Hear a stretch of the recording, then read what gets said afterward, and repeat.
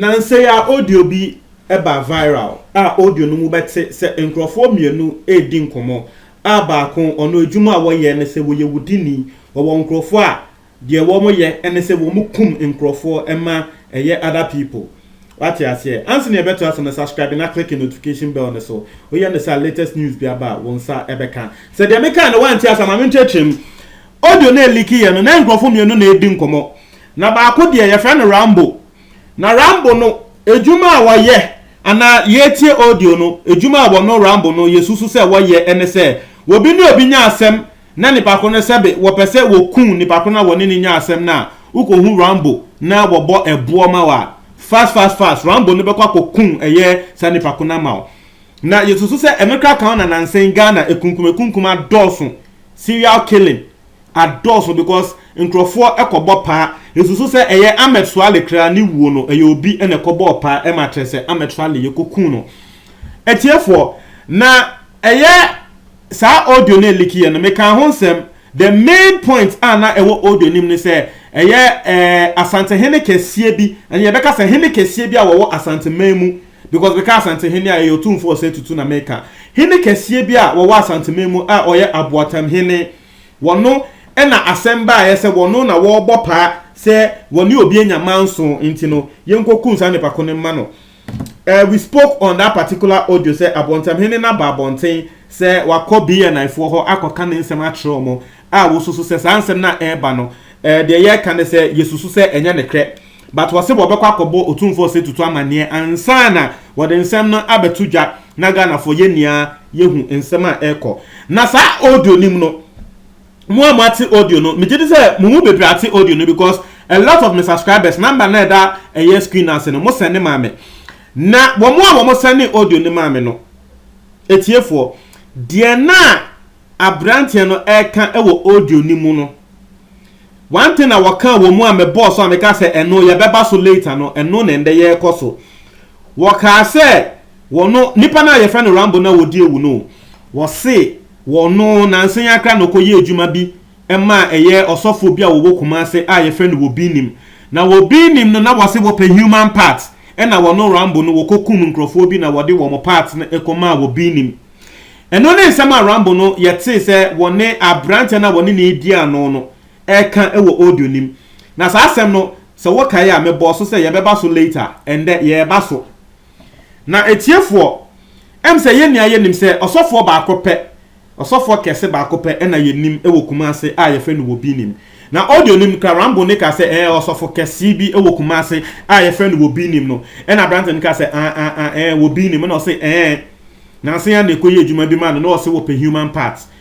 na em se sansem no eba abonten no wo binim emba abonten embe kasa mfa ho ye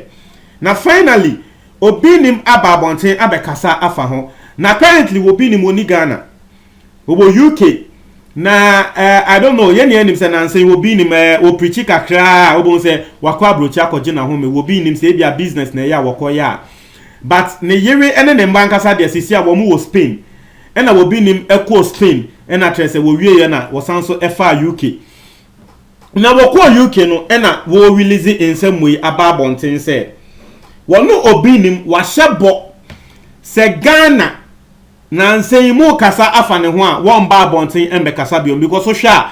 nansen ye kasa fa wo binim ho pa bibiki tu ebi pe na wo binim trende bibiki tu ebi pe na wo binim trende it was say wono obinim no wa hye ne ho bo se won ba abonten embe kasa emfa bibia ho biom etiefo obinim say wono obinim won ba abonten embe kasa emfa bibia ho biom na asem we ya asem bia enye no mpe na trend wo Ghana ha se etiefo wo binim se sisi a currently wono nko ane ho nsem baako 5 na trend asem we ka ho a ana asem we ya number 1 second matter no eye wono wo binim no wone eye ye ni aye ni wone reverend obofo wo montoko a wo moko eno so ya number 2 wo ba bi so wo susu se woni obinim adapen enso ba bonten de nsem ya betudwa eno so ya number 3 fourth person here asofo bi nso attack na tese wo bi ni bobo nsem a koso currently wo Ghana a efa ne ho na wose wonu obi nim no de bia ensem ekoso fa ne ho na de bia bo bompa ye kire Nyankopon se wonu obi nim so no nkwa kasa ma ne ho a enkodu bebia nti de bia de obompa ye kire Nyankopon ene se enkrofo mom embra bonten embe kasa emma no nti yafa ne se human party say no obi nim se wo ye fasting ebompa ye kire Nyankopon se enkrofo mba bonten embe defend wonu obi nim ni din because ono oba bonten no wo be kasa Ghana fo bi mu afa mu adwen de dada nti wo hwe asɛmwe ya wo se wo bɛda eye maame ngege asepa because asɛmwe maame ngege de to ne ho so eka se wono ngege wo bɛkasa ama wo bi nim nti wo bi nim se ye pemboaye bi a yentie ensem maame ngege kan na maame ngege de ne nsem eyetia simple and short wo se ensem a ekoso e wo audio nim no wono maame ngege no wo se eye fake nkrofo bi na ahye da pese wo mo sei wo bi nim din na asem no wo mo hyeda de kofa ahemfo nsem but ono ma me ngege no wo gidi se obi nim din na wo mo pese wo mo sei e na wo mo ahyeda e de sa audio no aba bonten wo mo ahyeda e liki sa audio no nti wo bi nim se yentie ensem ma me ngege ka no nti ma me ngege esi so se ensem no eye fake gidi che se ye betumi aka se obi nim so esi so pi se enye ne kre eye fake na wo bi nim wie ye no e na wo de po so se wo hwa wonu obi nim we kra tre se Nyankopon e na to nsa afre no because Nyankopon e to nsa afre wa na ka by this time obi nim o we preach for 26 good years we preach wa kamu plane mu kra we preach pay train tre se we preach wo be bia market we preach wo be bia pen we preach wo be bia pen na de bia nkrofo the story ba e say story no e say ni din e ma ni din ko fom but de bia still ni din e wo so enti ene ka e o say tell say Nyankopon sa e won so because Nyankopon sa ni so a stories be to me pa say wo bi ni we kokun we say story be say wo bi ni delay in human parts na ke say ni din wukra but still obi ni ni din e koso na tre say Nyankopon e na to nsa afre no enti de nipa be kan fa ne ho bia no wonu obi ni no wo hu ne say enkrofo na pese say ni din but de ombe ye bia no wonu de enfa ne ho entumi say ni bi because onu de wonim say Nyankopon e na to nsa afre no eno ene nsama wo bi nim wo de atodwa etiefo e very interesting nsama wo bi nim eka but won so wo tie audio ni bia na we ntie audio no ka ma boss summary of nsama e course e wo audio nim chewa dwen e wo comment box ni mu chewa dwen e wo comment box because obi nim say wo hwe nsama e ba e wo Ghana nanka wo no wo se wa ba abonten abekasa wo se sometimes otumi tie nsem we ya wo se hey and I will be another source say one who be him he believes in the second coming of Jesus Christ. Na enkrofo bi mu ejidi say one who be him no won fi Nyankopon ho. O say yenya hwe. When him say Jesus Christ dey wo beba biom. Say wo still who believe say one who be him no say be won fi Nyankopon ho a. Ye ni ayen twen the second coming of Jesus Christ. Na Jesus Christ ba and ye ni aye be hu no kre no. Say indeed na wo be him wo fi Nyankopon ho ana wo be him na wo fi Nyankopon ho a. But onu de wo hu ne se nipa de se Nyankopon sa da wo so a nipa be kasa se wudin nipa be kan de afa ho nipa be kan de na so still sura na wo be ko